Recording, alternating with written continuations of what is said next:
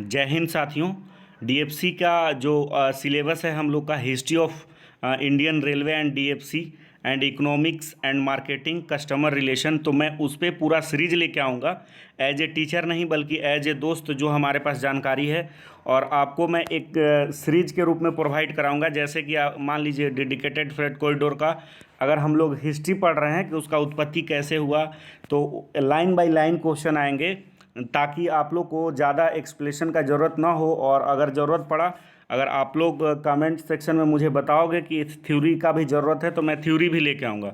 तो इस वीडियो में मैं 20 क्वेश्चन आप लोग के लिए ऑब्जेक्टिव टाइप लेके आया हूँ, और एक बार वीडियो को ज़रूर देखिए। आप लोग को इतना इन्फॉर्मेशन कलेक्ट करने में, आप लोग को भी पता है कि नॉर्मली मार्केट में इतने अच्छे बुक अवेलेबल नहीं है डीएफसी के लिए, तो आपको 2 घंटे 2.5 घंटे मेहनत करने से अच्छा है आप 5 मिनट के इस वीडियो को देख लीजिए।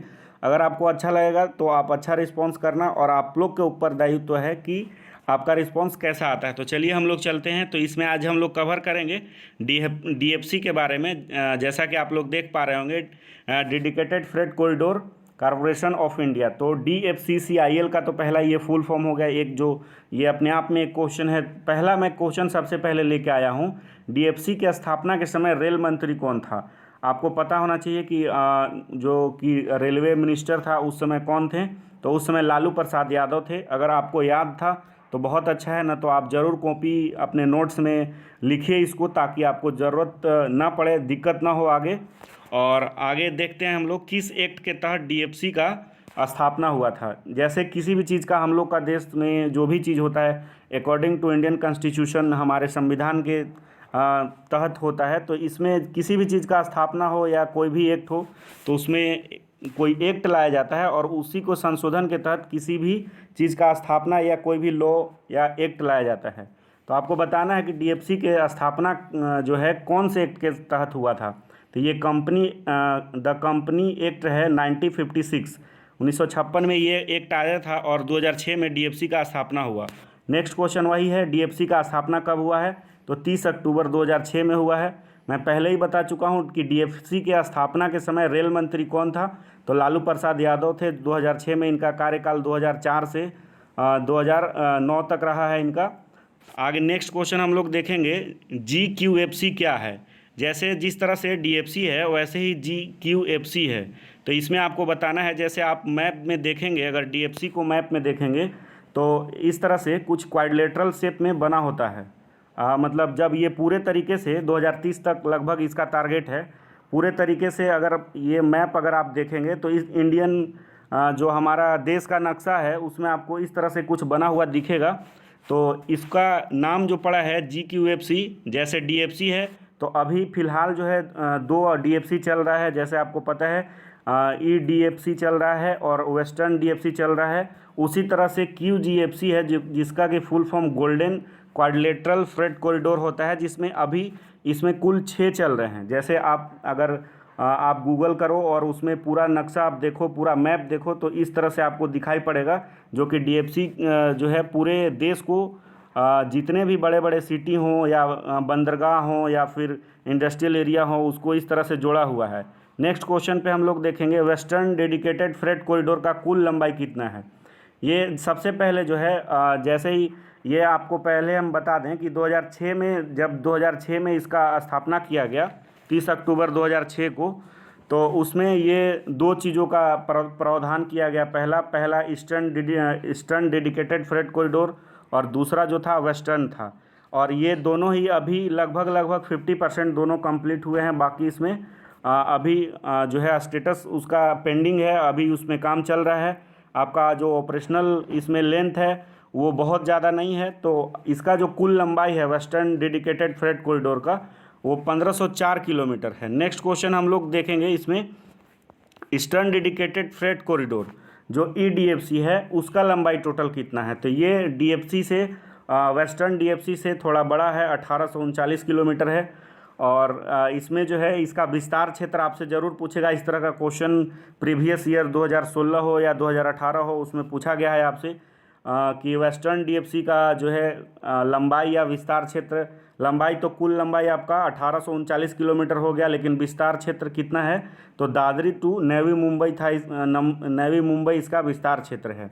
नेक्स्ट क्वेश्चन हम लोग देखते हैं कि ईडीएफसी का विस्तार क्षेत्र कहाँ से कहाँ तक है।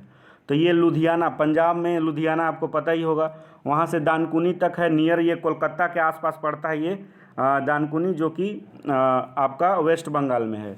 नेक्स्ट क्वेश्चन है ईडीएफसी का विस्तार क्षेत्र कितने राज्यों में है। ये भी आपको याद रखना बहुत ज़रूरी है कि ईडीएफसी का विस्तार क्षेत्र जो है वो 6 राज्यों में है। कौन कौन सा है, तो पंजाब है, हरियाणा है, यूपी, बिहार, झारखंड, वेस्ट बंगाल।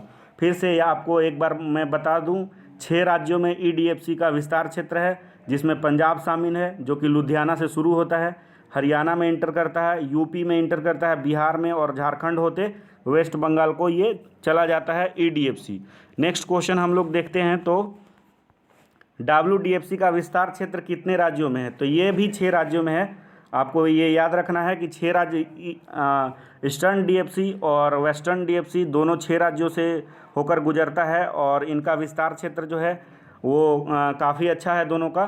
तो वेस्टर्न डीएफसी का विस्तार क्षेत्र कितने राज्यों में है, तो इसका भी 6 राज्यों में है। यूपी है, दिल्ली है, ठीक है, हरियाणा है आपका। देखिए आपको याद रखना है कि हरियाणा उसमें भी है, ईस्टर्न में भी और वेस्टर्न में भी है। राजस्थान है, गुजरात है और महाराष्ट्र है। डीएफसी का ट्रैक गेज जो होता है दोस्तों, आप लोगों को पता होगा कि बिना रेलवे ट्रैक के तो ट्रेन दौड़ेगी नहीं। तो ये ट्रैक गेज जो होता है, ये आपको बताना है कि ये ट्रैक गेज कौन सा ट्रैक गेज होता है। बहुत सारे ट्रैक गेज होते हैं, तो इस डीएफसी में जो यूज होता है वो कौन सा ट्रैक गेज होता है, तो इंडियन ब्रॉड गेज होता है। आपको याद रखना होगा इंडियन ब्रॉड गेज। अगर आपको नहीं याद हो रहा होगा तो सिंपली याद रख लीजिए कि जो है कोई भी गाड़ी चलता है वो रोड पे चलता है, तो उसमें आपको बी लगा देना है, ब्रॉड गेज हो जाएगा। नेक्स्ट क्वेश्चन है डीएफसी का ट्रैक गेज का लंबाई कितना होता है, मतलब कि गैप जो उनके बीच होता है वो कितना होता है उनके बीच, तो ये 5 फीट 6 इंच होता है, जो कि एमएम में आप देखेंगे तो 1676 एमएम इसका टोटल होता है। डीएफसी का सक्सेसफुल टेस्ट जो है मतलब कि जैसे 1853 में जब हम लोग के यहाँ पे टेस्ट किया गया था रेलवे का, उसी तरह से डीएफसी को भी टेस्ट किया गया। तो यही क्वेश्चन आपसे पूछ रहा है या एग्ज़ाम में आपसे पूछ सकता है कि डीएफसी का सक्सेसफुल टेस्ट जो है पहली बार कब किया गया था। तो ये जो किया गया था 18 अगस्त 2018 को किया गया था डीएफसी का, और ये आपको बताना है कि कहाँ से कहाँ तक किया गया था। तो आपका जो है डीएफसी का पहला सफलतापूर्वक टेस्ट जो किया गया था वो न्यू अटेली से न्यू फुलेरा तक किया गया था। फुलेरा ये एक स्टेशन है जो कि राजस्थान में है, और ये आप न्यू देख रहे होंगे कि न्यू सब में क्यों लगा हुआ है। तो जो भी स्टेशन है रेलवे का, बस उसमें न्यू जोड़ दिया जाता है और वो आपका डीएफसी का स्टेशन हो जाता है। जैसे कि आप ऑपरेशन और बीडी जो आपका पोस्ट है, इससे आप जब आज जाएंगे उसमें तो आपको एज ए स्टेशन मास्टर दिया जा सकता है, और जो भी आपका स्टेशन होगा उसमें न्यू वर्ड जोड़ा ही होगा।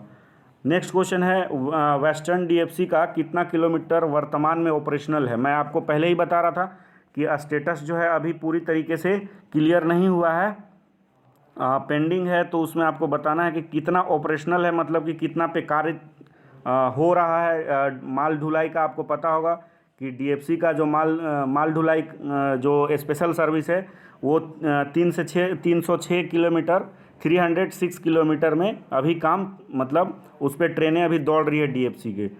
और आपसे ये लास्ट का क्वेश्चन मैं आपसे है, आप कमेंट सेक्शन में मुझे बताना कि ईडीएफसी ईस्टर्न डीएफसी का ऑपरेशनल एरिया अभी कितना है, मतलब कितने ईडीएफसी जो ईस्टर्न डीएफसी है उसमें कितने किलोमीटर पे ट्रैक पे ट्रेनें अभी दौड़ रही है। तो ये आप कमेंट सेक्शन में ज़रूर बताना। और अगर इस तरह का रेगुलर आपको वीडियो चाहिए तो आप ज़रूर मुझे कमेंट सेक्शन में बताएं। रिस्पांस अच्छा आए तो मैं आपको इकोनॉमिक्स हो गया या फिर आपको मार्केटिंग हो गया या कस्टमर रिलेशन हो गया, मैं ये पूरे चैप्टर पे, पूरे सेक्शन पे, पूरे टॉपिक पे वीडियो लाने का कोशिश करूँगा। और ये आप जो है कि 2 बार जब आप देखेंगे, 2-3 बार, तो आपको याद भी हो जाएगा। और दूसरी बात है कि मैं जो ये क्वेश्चन जो मैं सेट किया हूँ वो बिल्कुल ही लगातार है, जैसे कि स्थापना कब हुआ, उस समय कौन थे, कौन सी एक्ट के तहत इसकी स्थापना हुई, इस तरह से तो आपको ज़्यादा थ्योरी की ज़रूरत नहीं पड़ेगा और आपको डीप में भी ज़्यादा पढ़ने का ज़रूरत नहीं है, क्योंकि आप जब डीप में जाएंगे तो काफ़ी ज़्यादा हैवी मटेरियल आपको हो जाएगा जिससे कि आप पढ़ नहीं पाएंगे। तो अगर आपको अच्छा लगा हो तो कमेंट कीजिए, लाइक कीजिए और सब्सक्राइब ज़रूर कीजिए। धन्यवाद।